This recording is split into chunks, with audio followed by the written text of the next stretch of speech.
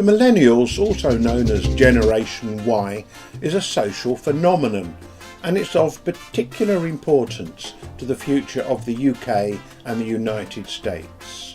In these two developed nations, those born between 1980 and the mid-1990s have turned out to be the largest social group ever, the largest generation, bigger even than the baby boomers, who were once considered to be the largest generation that would ever exist.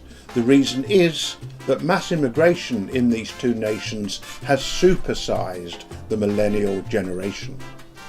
To understand the future of business and of markets like retail or housing, banking, travel and leisure and so on, it's important to understand the trends that infect the millennial generation, Generation Y. And the real question is, are the millennials substantially different to generations that have gone before? The first and most important influence on the millennials has been the internet and digital technology. This generation has been the first to grow up as true digital natives. Its members are constantly connected, and I think that has made the millennials very different from all older generations. Young people between the ages of 20 and 35 have been both the pioneers and the guinea pigs of rapid technological change, and they are far more connected to global networks than preceding generations, and they are far more aware of the implications of our digital future. This leads some millennials to feel and behave as if they are a species apart, as if only they truly understand the digital age. And because millennials don't get their news or views from print media or from TV, there is a cultural disconnect between their worldview and that of older people. It is hard for pre-digital generations to understand how a 17-year-old can become an Instagram millionaire, or how a YouTube channel can project an artist, comedian or band to worldwide fame without them ever appearing in the newspapers or on TV or on the radio. As a result, some millennials are very dismissive of what they see as the pre-digital generations, which causes intergenerational misunderstandings. The second major influence that has created the attitudes of the millennials is the fallout from the global financial crisis of 2007-2008. The fallout from this has been so large, so catastrophic, so overwhelming that I believe it's blighting the millennial generation. So far, few criminal charges have been brought against those who perpetrated the subprime mortgage frauds. I hope they will be. But in the meantime, the result of their actions have cast a long shadow over the entire millennial generation.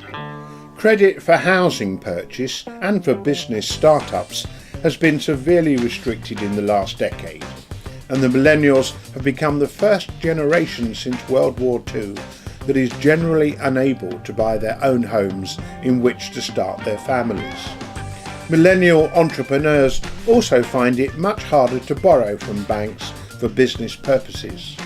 Coupled with ultra-low interest rates and wage stagnation, the millennials have grown up in a uniquely difficult economic environment. In addition, soaring student debt, a newish phenomenon in the UK, is weighing down millennials and reducing their natural economic confidence. The result is a social group that feels worse off than previous generations, and which, as a result, appears to live in a more existential and hedonistic manner.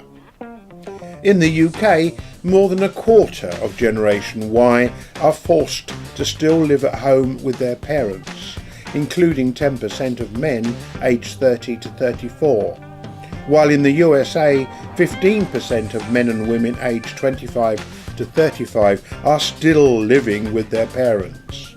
Many who initially left home have been forced by economic conditions to return to live with their parents. This percentage of live-at homes today is 50% greater than it was for the Generation X, which went immediately before. This is a huge and very depressing sociological change. As a result of the financial crisis, almost all lower skilled jobs on offer pay only the minimum wage, and many are based on temporary 0 hours contracts. This generates a widespread feeling of insecurity amongst millennials. The third major element which affects the millennial generation was 9/11 and the rise of international Islamic and other forms of religious terrorism and extremism. This is new for this generation, and it's obvious that it must cause a feeling of insecurity, whether consciously expressed or whether felt unconsciously. So how does millennial behaviour differ from previous generations? For a start, Generation Y lives more existentially and more hedonistically, partly because the lack of mortgage credit removes long-term property-owning goals. Millennials have a preference for eating out, but they are avoiding many of the traditional restaurant chains in favour of independent eateries. And millennials are, in general, drinking less alcohol, particularly less traditional beer. Millennials are not playing golf, or taking up boating, or indulging in other expensive leisure pursuits, and they are buying significantly fewer cars and motorcycles than their elders did.